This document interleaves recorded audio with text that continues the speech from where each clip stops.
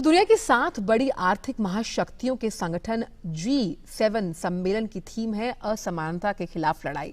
भारत इस सम्मेलन में विशेष रूप से आमंत्रित सदस्य के रूप में शिरकत कर रहा है। पीएम मोदी पर्यावरण और डिजिटल अर्थव्यवस्था जैसे मुद्दों पर अपनी बात रखेंगे। देखते हैं क्या है आखिर G7। फ्रांस के बियारिट्ज में G7 शिखर सम्मेलन की औपचारिक शुरुआत हो गई। सदस्य देशों के अलावा विशेष आमंत्रित देशों के राष्ट्र प्रमुख यहां मौजूद रहे। प्रधानमंत्री मोदी G7 के 45वें सत्र में विशेष मेहमान के रूप में हिस्सा ले रहे हैं। फ्रांस के राष्ट्रपति इमैनुअल मैक्रों के विशेष आमंत्रण पर प्रधानमंत्री नरेंद्र मोदी भी G7 सम्मेलन के आउटरीच सत्र में आमंत्रित सदस्य देश के तौर पर शिरकत कर रहे हैं। पीएम मोदी को विशेष रूप से आमंत्रित करना भारत और फ्रांस के मजबूत होते रिश्तों और गहन रणनीतिक साझेदारी को दिखाता है। हमने G7 के बारे में कई बातें कही। मैं चाहता था कि भारत इसमें भी भागीदार हो। उसकी बात हम सुनना चाहते थे। इसमें बायोडायवर्सिटी और उसकी संरक्षा की बात होगी और क्लाइमेट चेंज की बातें हम करें। इसलिए हमने भारत को आमंत्रित किया है। भारत के बिना जलवायु परिवर्तन के मुद्दों पर आगे नहीं बढ़ा जा सकता। बायोडायवर्सिटी हो, क्लाइमेट चेंज हो, कूलिंग और गैस के इश्यूज हो, इन सभी विषयों पर भारत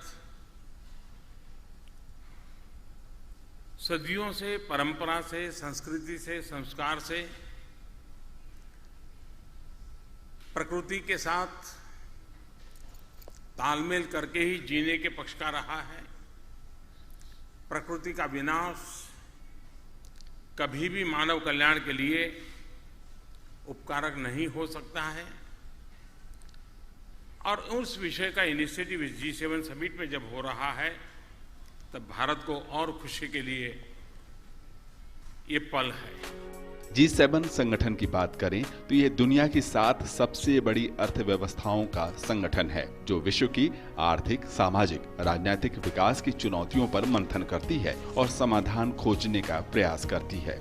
इस संगठन में France, Germany, Italy, Japan, Britain, Canada और अमेरिका सदस्य देश हैं।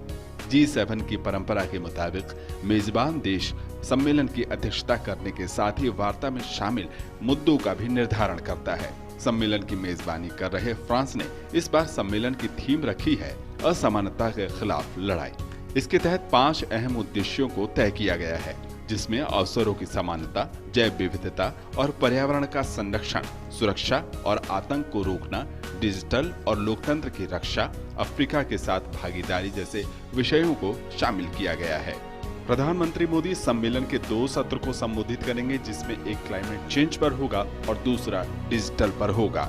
पीएम मोदी का जब यहाँ पर संबोधन होगा सबसे ज्यादा खास जोर उनका होगा पर्यावरण संरक्षण पर और इसके अलावा कैसे डिजिटल वर्ल्ड में ट्रांसफॉर्मेशन किया जाए। पीएम मोदी दुनिया के सबसे बड़े लोकतंत्र को रिप्रेजेंट करते हैं, ऐसे में लोकतांत्रिक मूल्यों का संरक्षण कैसे हो इस पर भी जोर है।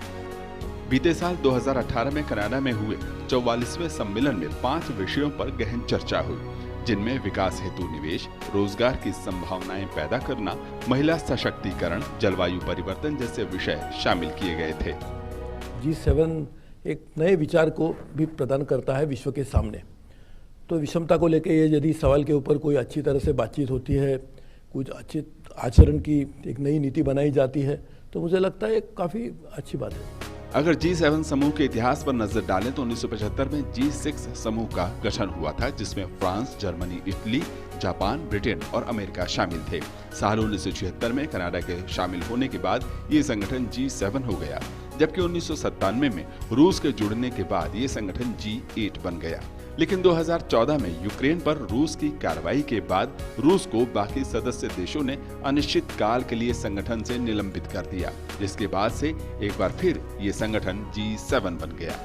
एक बार फिर फ्रांस में G7 के मंच से दुनिया की चुनौतियों का रास्ता खोजने के लिए मंथन की शुरुआत हो गई है।